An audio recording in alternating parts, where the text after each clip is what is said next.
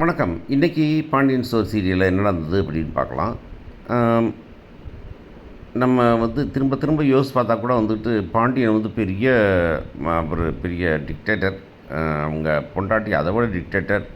அதை விட அவன் ஒருத்தருக்கான கதிர்னு ஒருத்தரன், அவன் ரொம்ப பெரிய டிக்டேட்டர்.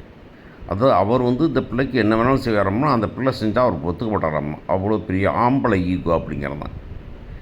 எங்கடா போச்சு உங்கள் ஆம்பளை ஈகோ, பொம்பளை ஈகோ, இதெல்லாம் எங்கடா போனீங்க? இதெல்லாம் நார்த்தியாக இருக்கிறா, நம்ம ஊரில் இல்லைடா அப்படின்னு சொல்ல வேண்டியிருக்கு. நம்ம நாடு கெட்டு போனது காரணமே இந்த ஆம்பளை ஈகோ தான் அப்படிங்கிறது நமக்கே தெரியும். நீ ஓட்டு போடு, உன்னுடைய கிரெடிட் கார்டை கவர்மெண்ட் ஜாபில் இருப்பாங்க, ஆனால் அவங்களுடைய கார்டை விரதம் வச்சுப்பார். அவர் டீல் பண்ணுவார். பொம்பளைக்கு ரீசார்ஜ் வரதான் பண்ணுவார். அப்படிங்கிற மாதிரி ஆம்பளைங்க இருக்க உலகத்தை தான் வாழ்ந்துக்கிட்டு இருக்கோம் அப்படிங்கிறத தெரிஞ்சால் கூட சவுத் இன்னும் தமிழ்நாடு இஸ் த பெஸ்ட் அப்படின்னு நமக்கு தெரியும். ஆனால் நம்ம ஊர்லேயும் அப்படி தான் இருக்காங்கிறது நமக்கு தெரியும்.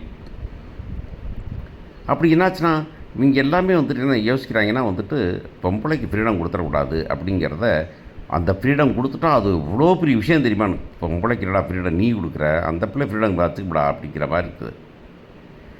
இப்போ என்னாச்சுன்னா அந்த பொண்ணு அங்கே இருக்குது. அங்கே ஒரு மஞ்சள் சட்டைக்காரையும் சிவப்பு சட்டைக்காரையும் பச்சை சட்டைக்காரன்லாம் அந்த பிள்ளையை ஹராஸ் பண்ணுறாங்க. அந்த பொண்ணு ட்ரை பண்ணுது போயிடலான்னு. அப்போ அங்கே இருக்கிற இன்னொரு பொண்ணை ஹெல்ப் பண்ணுது. அப்படிங்கிறது பார்க்கும்போது நமக்கு டக்குன்னு மகாநதி சீரியலில் கமல் உட்காந்துருப்பார். ஞாபகம் இருக்கா உங்களுக்கு? படம் பார்த்துருக்கீங்களா? அதாங்க சீனு. கமல் கமல் ஒரு சப்போர்ட் பொண்ணு கமல் அப்படி எந்திரிச்சு அண்ணாந்து ஒரு பார்வை பார்ப்பார். நீங்கள் பார்த்துருக்கீங்களா? அந்த ஒரு விஷயத்தில் முடிஞ்சு போயிருங்க. ஆனால் இங்கே அப்படி கிடையாது. எல்லாமே வசனத்தில் பேசணும், பேசி தீக்கணும் அப்படிங்கிற மாதிரி. ஓகே.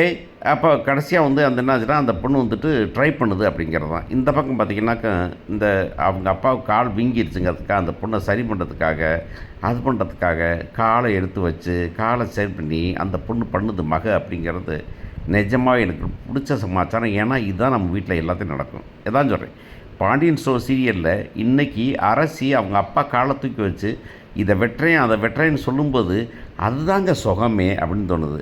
ஆனால் அப்பையும் அந்த நம்ம அவங்க பாண்டியன் ஒய்ஃப் இருக்காங்களே கோமதி என்னடி பண்ணுற நீ அப்படின்னு கேட்கும்போது லூஸா நீ அப்படின்னு கேட்க வந்தது.